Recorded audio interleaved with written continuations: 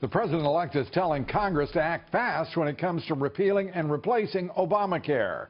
In an interview with the New York Times, Trump slammed Republicans who want to slow the process. He said, quote, "Long to me would be weeks. It won't be repealed, and then 2 years later go in with another plan," end quote. Now, Speaker Paul Ryan seemed to echo the Trump message today. It is our goal to bring it all together concurrently. We already showed people what we believe in, what Obamacare should be replaced with. So we're going to use every tool at our disposal through legislation, through regulation, to replace concurrent along with repeal so that we can save people from this mess. Joining me now, Randy Evans, former chairman of the Republican National Attorneys Association, the chairman of the American Conservative Union, Matt Schlapp.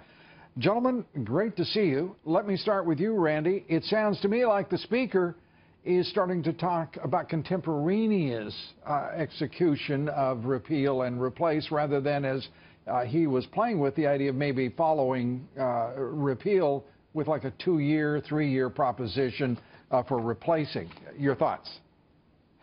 Yeah, Lou, I think he replaced consecutive with concurrent, which is to move simultaneously. There's no question that 7 years of legislation, appropriations, and regulations can't be done overnight.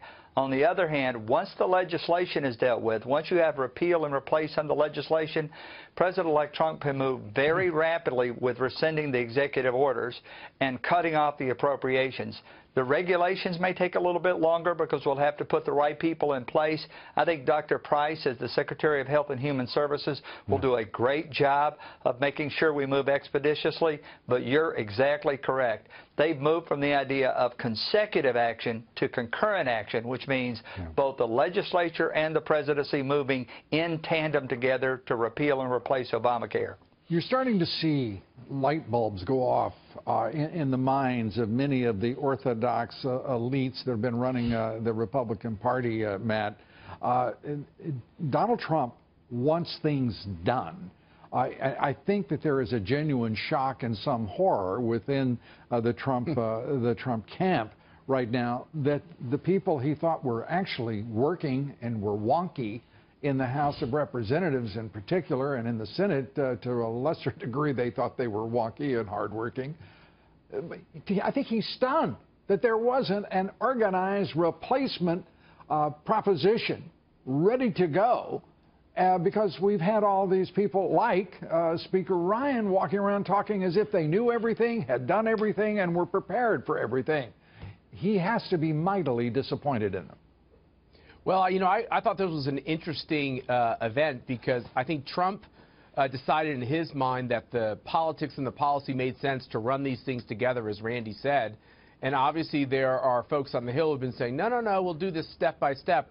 I think Dr. Rand Paul and others said, you know, if we're going to do this, let's do it together. Let's give people certainty about what they can expect with their health care. And I think you're right, Lou. There's a new sheriff in town. He hasn't been sworn in yet, but big changes happen awfully fast. Yeah, I would hope, Randy, that Donald Trump's folks would be talking with Senator Rand Paul, as Matt suggests. And why in the hell haven't Mitch McConnell and Paul Ryan and their leadership teams been talking with Trump?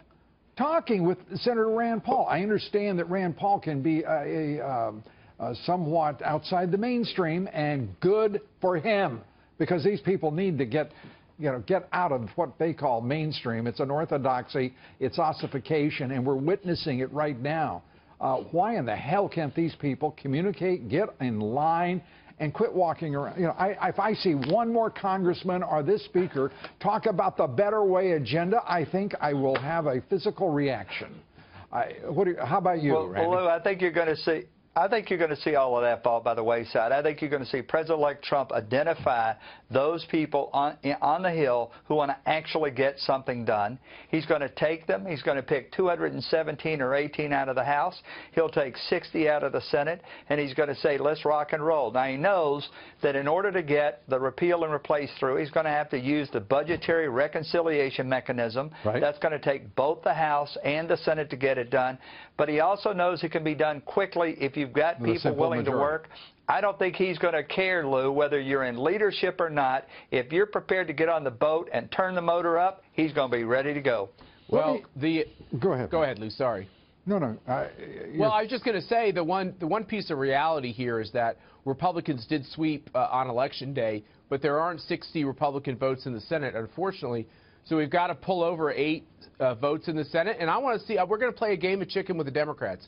Let's see if they actually don't vote for what's not on reconciliation for this replace plan as we watch premiums skyrocket and health care start to fall apart because they're not part of the solution. I think the politics are on the Republican side on that one. But again, Donald Trump saying to the Republicans, don't forget, the Democrats own this thing, and don't get too screwed up and screwed around to let anyone forget that. Randy, you get the last word. Yeah, I was going to just say, you're going to see the politics of personal destruction, which you talked about in the last segment, and the politics of action. And I can guarantee you this, with this electorate, with a change election, the politics of action is going to win out. It's going to win out big. Yeah, you know, one of the things we didn't get to is I'd like somebody to explain to me what Senator Graham and Senator McCain think they're doing. I mean, we will, by the way, give you an extra 30 seconds if either of you can explain that to me. Otherwise, we'll wait till next time. How about searching for relevance? Matt Schlapp wins the prize. I completely agree. They sit on a party. They sit on an island of isolation, knowing not which way the wind blows, but only watching time pass. They better get on the boat because the boat's pulling out. Now, you know what? You had such poetry going, and then that somewhat hackneyed metaphor. Randy, thanks for being with us. Matt Schlapp, as usual. Thank you so much for the quick and insightful answer. Thank you both so much.